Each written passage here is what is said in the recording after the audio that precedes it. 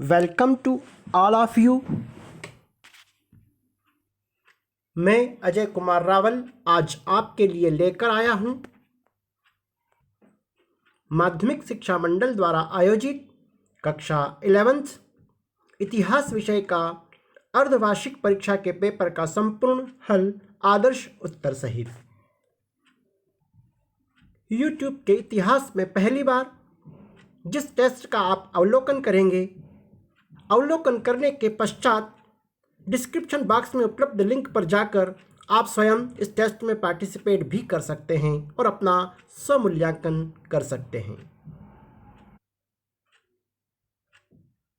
तो शुरू करते हैं क्लास 11th का अर्धवार्षिक परीक्षा पेपर का संपूर्ण हल। आपका नाम,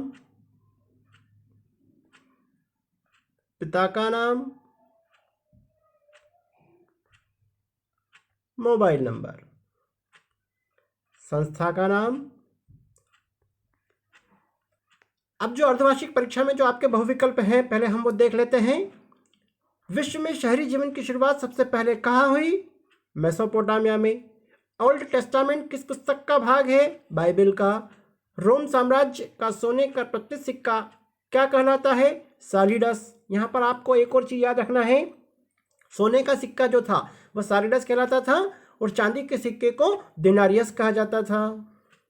और पेपायरस एक सरकंडे के पौधा था, है ना, जो लेखन सामग्री में काम आता था। किस रोमन सम्राट के शासनकाल को शांति का काल या पैक्स रोमाना कहा जाता है? तो ऑगस्टस के शासनकाल को शांति का काल माना जाता है। सामंतवाद का प्रादुर्भाव सबसे पहले कहाँ हुआ था? फ्रांस में हुआ था सबसे पहले। अब आपके जो दूसरा क्वेश्चन था आपका अर्धवार्षिक परीक्षा के पेपर का, रिक्त स्थानों की पूर्ति कीजिए। तो यहाँ पर आपको ऑप्शन दे दिए गए हैं ना, उन ऑप्शन में ही आपको चुनकर लिखना है। कुमार के चाक का प्रयोग सर्वप्रथम किया गया था मेसोपोटामिया में। राजा जिमरीलाल का महल कहाँ स्थित है? मारी में स्थित है। सम्राट ने रोम में ईसाई धर्म को राजधर्म घोषित किया था? तो कॉन्स्टेंटाइन ने राजधर्म घोषित किया था। इस्लाम धर्म के प्रवर्तक थे मोहम्मद साहब। राज्य द्वारा किसानों से लिया जाने वाला कर क्या कहलाता है? टेली कहलाता है। यहाँ पर आप एक महत्वपूर्ण बात भी याद रखिएगा, टिथ भी दे रखा है ऑप्शन में, तो यहाँ पर आपको पता होना चाहिए चर्च भी 1 वर्ष के अंतराल में किसानों से कर वसूलता था, उसे टिथ कहते हैं, है ना। तो चर्च द्वारा जो कर वसूला जाता था उसको टिथ कहा जाता था, और राज्य जो कर वसूलता था किसानों से उसे टेली कहा जाता था। और यहाँ पर इसी से मिलता जुलता है फिफ, जो ऑप्शन नहीं दे रखा है लेकिन आपको पता होना चाहिए। लॉर्ड नाइट को अपनी भूमि का एक भाग दे देते थे जिसे फिफ कहा जाता था, है ना। नेक्स्ट क्वेश्चन है आपका, एक शब्द या एक वाक्य में उत्तर दीजिए। जिगुरात क्या है? तो मेसोपोटामिया में विशाल मंदिर जो सीढ़ीदार पिरामिड के आकार के होते थे उन्हें जिगुरात कहा जाता था, है ना। दूसरा ऑप्शन था आपका, जिगुरात एक स्त्री का सिर जिस सफेद संगमरमर को तराश कर बनाया गया था, ये गलत है ना। जिगुरात एक सुंदर स्त्री का मूर्ति है, ठीक है। फ्यूट शब्द का अर्थ सामंत होता है या जागीर भी हो सकता है या भूमि का एक छोटा टुकड़ा। मोंक का क्या अर्थ है? अविवाहित पुरुष भिक्षु जो मठों या एबी में रहते हैं, है ना। मठों को ही एबी भी कहा जाता है। और अविवाहित महिला भिक्षुणी जो मठों में रहती है इनको नन कहा जाता है, याद रखिएगा, है ना। यहाँ पर आपको दोनों ऑप्शन के बारे में बतलाया गया है। तो अविवाहित पुरुष जो मठों में रहते हैं उन्हें मोंक कहते हैं, और अविवाहित महिला जो मठों में रहती है उनको नन कहते हैं। वाणिज्य एवं बैंकिंग व्यवस्था के प्रमाण किस साम्राज्य में मिले? तो रोम साम्राज्य में मिले। फ्रांस रोम साम्राज्य का प्रांत था, तब वो किस नाम से जाना जाता था? तो गाल के नाम से जाना जाता था। सही जोड़ी आपको बता रखी है, अब्बासी क्रांति 750 ईस्वी में हुई थी। पैगंबर मोहम्मद साहब का जन्म 570 ईस्वी में हुआ। हिजरी संवत का प्रारंभ या हिजरी संवत की स्थापना 622 ईस्वी में हुई थी। अगस्टस 27 ईसा पूर्व से 14 ईसा पूर्व का जो समय था वह अगस्टस का शासनकाल माना जाता है। कॉन्स्टेंटाइन 306 ईस्वी से 337 ईस्वी कॉन्स्टेंटाइन का शासनकाल माना जाता है। एम्फोरा किसे कहते हैं? अब यहाँ पर जो आपके 2-2 नंबर के जो क्वेश्चन थे, है ना, उनको यहाँ पर ऑप्शन में बताया गया है। तो जो सही आंसर है आपको वो चूज करना है और इनको याद भी करना है, क्योंकि एग्जाम में इस प्रकार के वस्तुनिष्ठ या इस प्रकार के विकल्प नहीं आएंगे, है ना। 2 नंबर के क्वेश्चन में आपको अपना आंसर लिखना रहेगा, इसलिए आप इसको जो सही है आंसर है उसको आप जरूर याद कर लीजिएगा। एम्फोरा किसे कहते हैं? तो शराब, जैतून का तेल या अन्य तरल पदार्थों की ढुलाई जिन मटकों या कंटेनरों में की जाती थी उसे एम्फोरा कहा जाता था, है ना। दूसरा ऑप्शन इसका गलत है। ये सही सही ऑप्शन जो बता रखे हैं ये आप जरूर याद कर लीजिएगा। प्रिंसिपेट से क्या आशय है? तो 27 ईसा पूर्व में कॉन्स्टेंटाइन ने जो राज्य स्थापित किया था उसे प्रिंसिपेट कहा जाता है, या 27 ईसा पूर्व में अगस्टस ने जो राज्य स्थापित किया था उसे प्रिंसिपेट कहा जाता है। या दोनों शासकों के नाम लिखे हैं, तो प्रिंसिपेट जो अगस्टस का शासनकाल था, है ना, 27 ईसा पूर्व में अगस्टस ने जो राज्य स्थापित किया था उसे प्रिंसिपेट कहा जाता है, याद रखिएगा, है ना। यहाँ पर आपको टेस्ट और अभ्यास कार्य के लिए ये इस प्रकार के ऑप्शन दिए गए हैं। ओके। धर्म युद्ध से क्या आशय है? तो प्राचीन भारतीय ग्रंथों के अनुसार धर्म युद्ध से तात्पर्य उस युद्ध से है जो कुछ आधारभूत नियमों का पालन करते हुए लड़ा जाता है, जिससे धर्म केंद्र में होता है ना। धर्म को केंद्र में रखकर युद्ध किए जाते हैं। तो ऐसे ही धर्म युद्ध तुर्क और ईसाइयों के बीच जेरूसलम के बीच हुए थे। ये वाला बिंदु आपका सही है। अब नीचे वाला जो बिंदु बता रखा है ये मिस्टेक है ना। लिखा होगा वही है, सेम ही है, लेकिन यहाँ पर लिख दिया गया है कि जिसमें धर्म केंद्र में नहीं होता है, तो ये गलत है। ओके। प्रथम 4 खलीफाओं के नाम अबू बकर, उमर, उस्मान और अली, ये बिल्कुल सही है। दूसरा ऑप्शन आपका गलत है। ड्यूक या अर्ल का क्या अर्थ होता है? तो सामंतों की कई श्रेणियां होती है, उनमें सबसे बड़े सामंत को ड्यूक या अर्ल कहा जाता है। बिल्कुल यही सही। जो दूसरा ऑप्शन है वो गलत है। सामंतों की कई श्रेणियां होती है, उनमें सबसे छोटे सामंत को ड्यूक या अर्ल कहा जाता है, ये गलत है ना। बैरन कहा जाता है। मैनर से आप क्या समझते हैं? तो मध्यकाल में कृषि योग्य भूमि को मैनर कहा जाता है। बिल्कुल ये वाला राइट आंसर है आपका। किला का लिपि। अब जो क्वेश्चन शुरू हो रहा है आपके 3 अंक के, 2-2 अंक के क्वेश्चन आपके पूर्ण हो चुके हैं, अब 3 अंक के क्वेश्चन हैं। तो यहाँ पर जो आपको विकल्प दे रखे हैं ये सभी विकल्प आप बिंदुवार अपनी कॉपी में नोट भी कर लीजिएगा और इनको जरूर याद कर लीजिएगा। तो किला का लिपि की यहाँ अलग अलग विशेषताएं बता रखी है, आप इसको देखिएगा। किला का लिपि से आप क्या समझते हैं? तो किला का लिपि का विकास कहाँ हुआ? मेसोपोटामिया या सुमेर में हुआ था। इस लिपि का आविष्कार लगभग 3000 ईसा पूर्व में सुमेरिया के लोगों ने किया था। बिल्कुल। इस लिपि में लगभग 300 अक्षर थे जिन्हें चिन्हों, चित्रों, संकेतों के माध्यम से व्यक्त किया जाता था। ये भी बिंदु सही है आपका। किला का लिपि से आप क्या समझते हैं ये मिक्स करके भी आप लिख सकते हैं।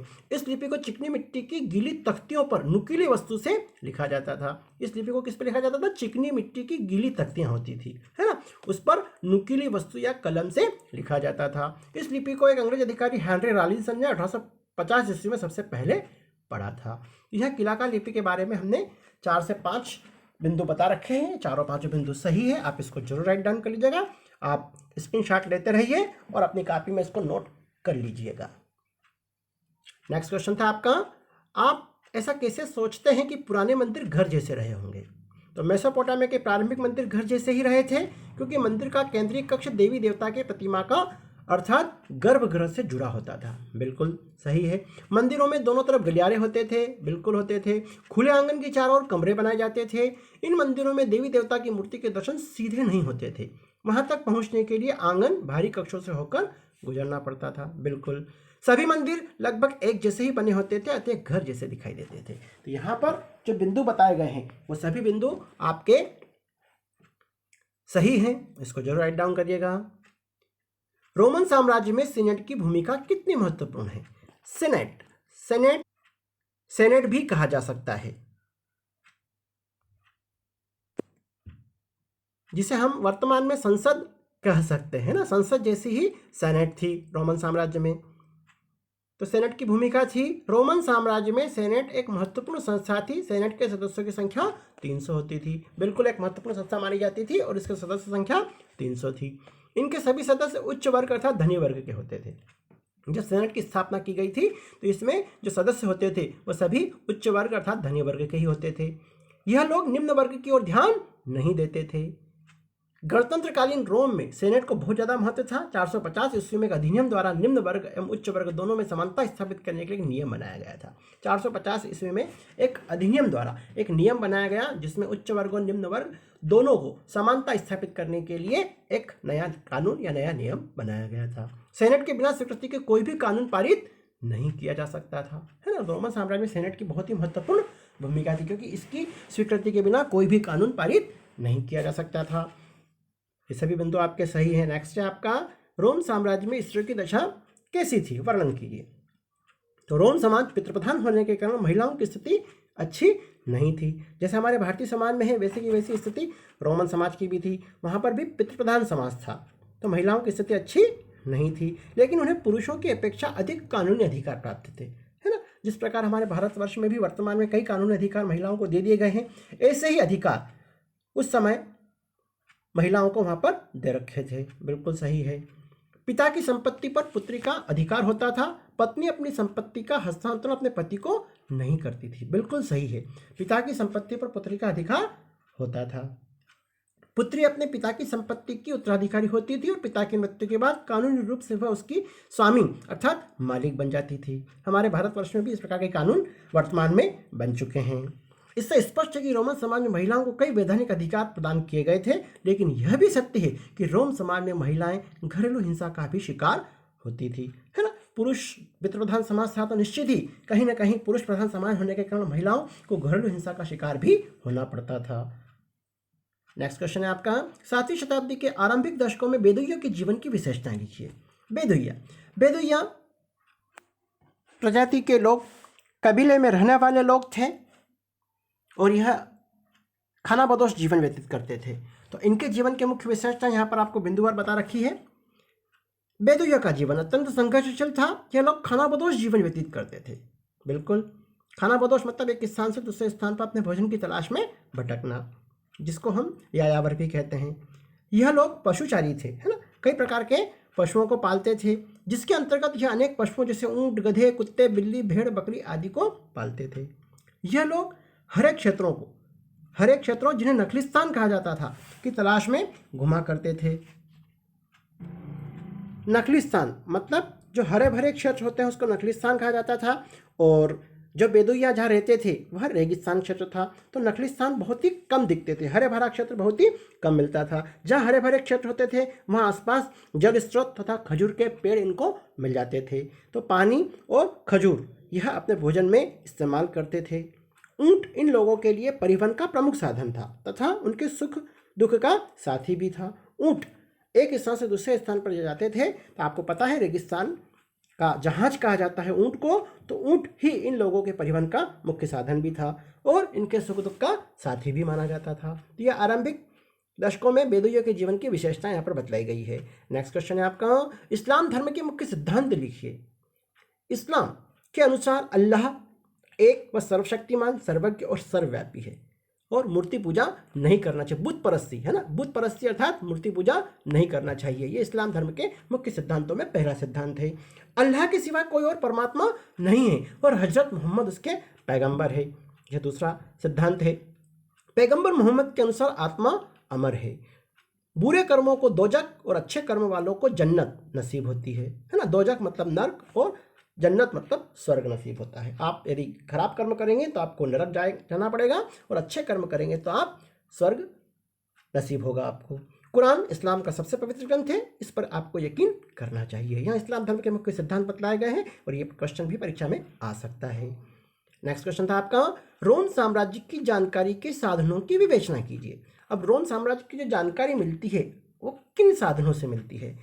तो पाठ्य सामग्री है, अभिलेख है, दस्तावेज और पुरातात्विक अवशेष है। चारों सही हैं। अब पाठ्य सामग्री में आपको 1 से 2 लाइन में इसका वर्णन भी करना है। तो आप लिख सकते हैं, रोमन साम्राज्य की जानकारी के लिए पाठ्य सामग्री प्राथमिक स्रोत के रूप में प्रचुर मात्रा में उपलब्ध है, जिससे रोमन साम्राज्य की जानकारी प्राप्त होती है ना। पर्याप्त मात्रा में पाठ्य सामग्री उपलब्ध है जिससे हमें रोमन साम्राज्य के बारे में पर्याप्त जानकारी मिल जाती है। अभिलेख, रोमन साम्राज्य में बहुत बड़ी संख्या में उत्कीर्ण अभिलेख भी प्राप्त होते हैं और यह अभिलेख पत्थर की शिलाओं के ऊपर अंकित किए गए हैं। तो इन अभिलेखों में यूनानी और लैटिन भाषा का प्रयोग किया गया है। तो इन अभिलेखों से भी हमें रोम साम्राज्य की जानकारी मिलती है। तीसरा है आपका दस्तावेज। तो दस्तावेज मुख्य रूप से पेपायरस पेड़ के पत्तों पर लिखे गए हैं। इनमें से रोमन साम्राज्य की जानकारी हमें मिलती है, ये भी सही है। पुरातात्विक अवशेष, कई पुरातात्विक अवशेष भी रोमन साम्राज्य में प्राप्त हुए, जैसे इमारतें, स्मारक, मिट्टी के बर्तन, सिक्के, ये सभी पुरातात्विक अवशेषों में आते हैं। तो इनसे भी हमें रोम साम्राज्य की जानकारी मिलती है। नेक्स्ट क्वेश्चन है आपका, रोम साम्राज्य की सामाजिक व्यवस्था पर लेख लिखिए। रोम साम्राज्य की सामाजिक व्यवस्था, है ना, समाज किस प्रकार था वहाँ पर। तो हम लिख सकते हैं रोमन साम्राज्य में सामाजिक जीवन के अंतर्गत समाज मुख्य रूप से 3 वर्गों में विभक्त था। उस समय का जो रोमन साम्राज्य का जो सामाजिक जीवन था वो 3 भागों में वर्गीकृत किया गया था। उच्च वर्ग, अभिजात वर्ग, उच्च वर्ग अथवा अभिजात वर्ग, है ना, उच्च वर्ग को ही अभिजात वर्ग कहा जाता था, मध्यम वर्ग और निम्नतम वर्ग। अब इसकी अलग अलग आपको व्याख्या करना पड़ेगी। तो उच्च वर्ग अथवा अभिजात वर्ग ये क्या होता है, तो आप 2 लाइन में इसको लिख दीजिएगा। रोमन साम्राज्य के अंतर्गत समृद्ध वर्ग को उच्च वर्ग के नाम से जाना जाता था। इसमें शासक वर्ग और सेनेटर शामिल थे। इसमें कौन शामिल थे? उच्च वर्ग में शासक वर्ग और सेनेटर। सेनेटर मतलब जो सेनेट जो 300 की सदस्य संख्या थी वो सब इसके अंतर्गत आते हैं, है ना। उच्च वर्ग के लोग ही सेनेट में शामिल होते हैं, तो ये सभी उच्च वर्ग की श्रेणी में आते हैं। मध्यम वर्ग, मध्यम वर्ग में प्रशासन और सेना की सेवा से जुड़े आम लोग सम्मिलित थे। मध्यम वर्ग में कौन आते हैं? प्रशासन और सेना की सेवा से जुड़े आम लोग सम्मिलित थे। इस वर्ग में अपेक्षाकृत अधिक समृद्ध व्यवसाय और किसान भी सम्मिलित किए गए थे। तीसरा वर्ग था निम्नतम वर्ग। रोमन साम्राज्य के अंतर्गत निम्नतम वर्ग बहुसंख्यक था, जिसे सामूहिक रूप से होमेलियोरियस भी कहा जाता है ना। और इनकी आर्थिक स्थिति बहुत ही खराब थी। जो निम्नतम वर्ग थे इनकी आर्थिक स्थिति बहुत ही ज़्यादा खराब थी। तो रोम साम्राज्य के अंतर्गत प्रशासन के उच्च व मध्यम वर्ग के लोगों के पास अतुल धन संपदा थी और यह लोग निम्न वर्ग का शोषण करते थे। यहाँ पर जो बिंदु बताए गए हैं आप इसको जरूर राइट डाउन करिएगा और यह आपकी सामाजिक व्यवस्था पर एक लेख लिखिए में यह आप बिंदु लिख सकते हैं। नेक्स्ट क्वेश्चन है आपका, नाइट एक अलग वर्ग क्यों बने और इसका पतन कब हुआ? नाइट एक अलग वर्ग इसलिए बने क्योंकि 9वीं शताब्दी यूरोप में स्थानीय युद्धों का काल था, है ना। 9वीं शताब्दी में यूरोप में स्थानीय युद्धों का काल था, काफी स्थानीय युद्ध हो रहे थे। इन युद्धों के लिए कुशल घुड़सवारों की आवश्यकता थी, तो इन आवश्यकता को नाइटों ने पूरा करा। मतलब अब एक और क्वेश्चन यहाँ पर बनेगा आपका, नाइट किसे कहते हैं? तो जो सफल घुड़सवार होते हैं, है ना, सफल या कुशल घुड़सवारों को नाइट कहा जाने लगा। तो नाइट एक अलग वर्ग क्यों बना? क्योंकि इन्होंने कुशल घुड़सवारों की आवश्यकता को पूरा किया। ओके, और ये कब किए? 9वीं शताब्दी के आसपास यह शक्तिशाली बने थे। नाइट वर्ग धीरे धीरे बहुत ही मजबूत स्थिति में आ गए। नाइट अपनी सैन्य क्षमताओं को बनाए रखने के लिए दैनिक युद्ध अभ्यास किया करते थे। अब यह सैन्य क्षमताओं को लगातार बढ़ाते थे नाइट वर्ग, और धीरे धीरे यह लगातार दैनिक युद्ध अभ्यास भी करते थे। तो नाइट अपनी सेवाएं अन्य लोगों को देने के लिए भी स्वतंत्र थे। नाइट क्या करते थे? अपनी सेवाएं अन्य लोगों को भी देने के लिए स्वतंत्र थे। जिस प्रकार लार्ड सबसे बड़ा सामंत, है ना, जब भी हमने बात करी जिस प्रकार लार्ड जो सबसे बड़ा सामंत होता है उसको लार्ड कहते हैं, अर्ल भी कहते हैं, है ना। तो यह राजा से संबंध थे इनके, और उसी प्रकार नाइट के लार्ड से संबंध थे। मतलब नाइट का राजा से कोई संबंध नहीं था। नाइट और राजा के बीच में लार्ड होते थे या अर्ल होते थे, है ना। ये भी सही है। लार्ड नाइट को भूमि का एक भाग देते थे। लार्ड क्या करते थे? नाइट को भूमि का एक भाग देते थे, जिसे फिफ कहा जाता था, है ना। ये भी आपका आ सकता है पाकिस्तान में। फिफ किसे कहते हैं? तो लार्ड भूमि का एक टुकड़ा नाइट को देते थे, जिसे फिफ कहा जाता था। फिफ के बदले में नाइट अपने स्वामी अर्थात लार्ड को एक निश्चित रकम प्रदान करता था। उस भूमि की एक निश्चित रकम उसे प्रदान करता था, युद्ध में उसकी तरफ से लड़ने का वचन भी देता था। नाइट का पतन लगभग 14वीं शताब्दी में सामंतवाद के पतन के साथ हो गया। जैसे जैसे सामंतवाद का पतन हुआ वैसे वैसे नाइट का भी पतन हो गया, है ना। आपके क्वेश्चन में पूछा गया था नाइट एक अलग वर्ग क्यों बना और इसका पतन कब हुआ? इसका पतन कब हुआ?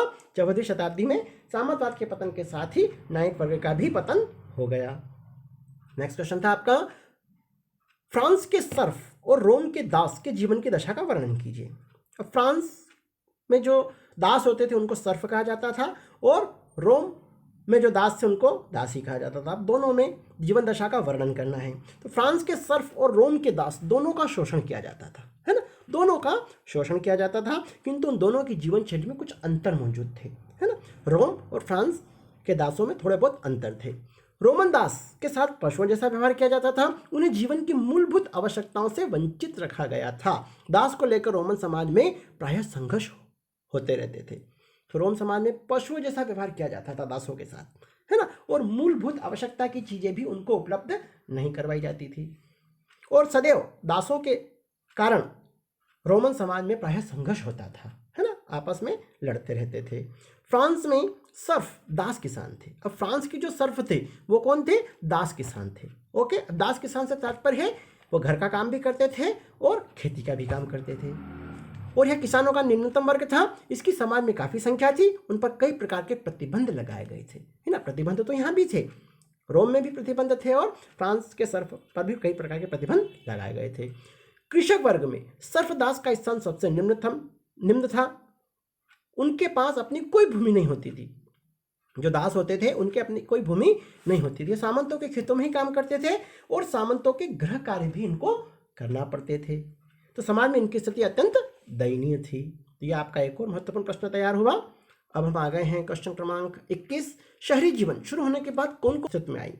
आपके विचार में उनमें कौन कौन सी संस्था राजा के महल पर निर्भर थी? मतलब जब शहरी जीवन शुरू हुआ तो शहरी जीवन शुरू होने के साथ साथ कौन कौन सी नई संस्थाएं अस्तित्व में आई? तो शहरी जीवन शुरू होने के बाद निम्नलिखित संस्थाएं अस्तित्व में आई: व्यापार, विनिर्माण सेवाएं, श्रम विभाजन, खाद्य पदार्थों का संग्रहण एवं वितरण, मुद्रा निर्माण, लेखा विभाग, आयात निर्यात, परिवहन व्यवस्था, लेखन प्रणाली, साक्षरता, मंदिर, युद्धबंदी, परिवार, विवाह, वास्तुकला, पशुचारक, कब्रिस्तान, है ना। ये आदि ऐसे कई प्रकार की संस्थाएं अस्तित्व में आई शहरी जीवन शुरू होने के बाद। इनमें से निम्नलिखित संस्था राजा के महल पर निर्भर थी। अब राजा के महल पर निर्भर कौन सी थी? व्यापार, सेवाएं, श्रम विभाजन, खाद्य पदार्थों का संग्रहण एवं वितरण, मुद्रा निर्माण, आयात निर्यात आदि, ये सभी पर राजा का नियंत्रण होता था। नेक्स्ट क्वेश्चन है आपका, यह कहना क्यों सही होगा कि खानाबदोश पशुचारक निश्चित रूप से शहरी जीवन के लिए खतरा थे? तो खानाबदोश जो पशुचारक होते थे वो निश्चित रूप से शहरी जीवन के लिए खतरा थे। इसके आप बिंदु बना सकते हैं। पहला बिंदु है आपका, खानाबदोश पशुचारक या गडरिये किसानों के लिए खाद्य का प्रबंध करते थे, परंतु कई बार दोनों के मध्य झगड़े जैसी स्थिति भी बन जाती थी। गडरिये कई बार भेड़ बकरियों को पानी पिलाने के लिए बोए गए खेतों से गुजर जाते थे, जिससे किसानों की फसल को हानि पहुंचती थी। अब जब किसानों की फसल को हानि पहुंचेगी तो युद्ध की स्थिति या झगड़े की स्थिति पैदा होती है। खानाबदोश गडरिये कई बार किसानों के गांव पर हमला भी बोल देते थे। वे उनका एकत्र धन धान्य भी लूट लेते थे, क्योंकि खानाबदोश गडरिये होते थे, जब उनके पास भोजन सामग्री खत्म हो जाती थी तो वह किसानों पर हमला बोल देते थे और खाने पीने की चीजें और धन लूट लेते थे। पश्चिमी मरुस्थल में गर्मियों में भी खानाबदोश गडरिये अपने साथ मेसोपोटामिया में बोए हुए खेतों से अपनी भेड़ बकरियां ले जाते थे। और लास्ट में आप देख सकते हैं, ये समूह गडरिये फसल काटने वाले मजदूरों अथवा भाड़े के सैनिकों के रूप में आए और समृद्ध होकर यहीं फंस गए। ये क्या करते थे, जब फसल आ जाती थी तो यह गडरिये फसल काटने वाले मजदूरों अथवा भाड़े के सैनिकों के रूप में आ जाते थे और समृद्ध होकर यहीं फंस गए। इन्होंने वहाँ पर फसलों को काटना और वहाँ पर खेतों में काम करना शुरू कर दिया और धीरे धीरे ये वहीं पर बस गए और इन्होंने वहाँ पर शासन शक्ति भी प्राप्त कर ली, काफ़ी समृद्ध हो गए और वहाँ की शासन शक्ति भी इन्होंने अपने हाथों में ले ली। ठीक है, तो ये आपके महत्वपूर्ण बिंदु हो गए। नेक्स्ट है आपका, दिए गए मानचित्र में निम्न को दर्शाइए। अभी जो आपके पेपर में डेन्यूब नदी, कुस्तुनतुनिया, सिसली, काला सागर, सहारा मरुस्थल, रोम और लाल सागर और भूमध्य सागर के बारे में बताया गया है। तो ये आप इस मैप में जरूर अवलोकन कर लीजिएगा। इसमें भी आपको कुछ बच्चे इसमें कंफ्यूज होते हैं, तो आप जिस पूरे मैप में जहाँ जैसे रोम है, जैसे यहाँ बतला रखा है आपको, तो रोम में आपको यहाँ पर एक बिंदी लगाना है और उसके बाद आपको लाइन खींच के बाहर जो जगह है वहाँ पर आपको लिखना है ना। तो मैप का ये एक तरीका होता है भरने का, तो आप इसको जरूर देख लीजिएगा। वार्षिक परीक्षा में भी मैप आते हैं आपके, तो आप मैप का अवलोकन जरूर करिएगा। अब यहाँ पर आपको जो ऑप्शन दे रखा है, आपको मैप का अवलोकन करना है। ऑप्शन दे रखे हैं आपको दो, मैंने मानचित्र का अवलोकन नहीं किया या मैंने मानचित्र का अवलोकन किया है। तो आपको यहाँ पर राइट करना है मैंने मानचित्र का अवलोकन किया। आपने मानचित्र बहुत अच्छे तरीके से देख लिया है और आप प्लेन मैप लेके इन सब चीज़ों का एक बार प्रैक्टिस जरूर कर लीजिएगा, कौन सा स्थान कहाँ है। अब हम हमारे टेस्ट को सबमिट करेंगे। जैसा कि आप देख पा रहे हैं, व्यू स्कोर आपको दिखाई दे रहा है। अब हम व्यू स्कोर पर जाएंगे। कितने अंक हमने अर्जित किए? 80 आउट ऑफ 80 अंक आप अर्जित कर चुके हैं, क्योंकि अर्धवार्षिक परीक्षा का जो आपका पेपर था वो 80 अंक का था और जितने भी हमारे क्वेश्चन थे वो हमने सही किए हैं। आप इसके फीडबैक में जो आंसर दे रखे हैं या आप जरूर अपनी कॉपी में राइट डाउन करिएगा।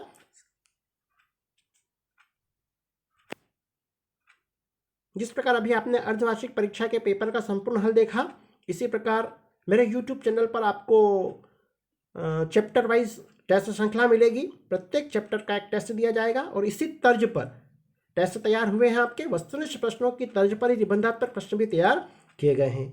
और यूट्यूब के इतिहास में पहली बार आप जिस टेस्ट का अवलोकन करेंगे उसका आप स्वयं भी टेस्ट दे सकते हैं और अपना स्वमूल्यांकन कर सकते हैं। सीखने का एक नया तरीका एक नए अनुभव के साथ। यदि आपको वीडियो पसंद आया हो तो लाइक एवं शेयर जरूर कीजिएगा और मेरे यूट्यूब चैनल योर डेस्टिनेशन को जरूर सब्सक्राइब करें। धन्यवाद। जय हिंद।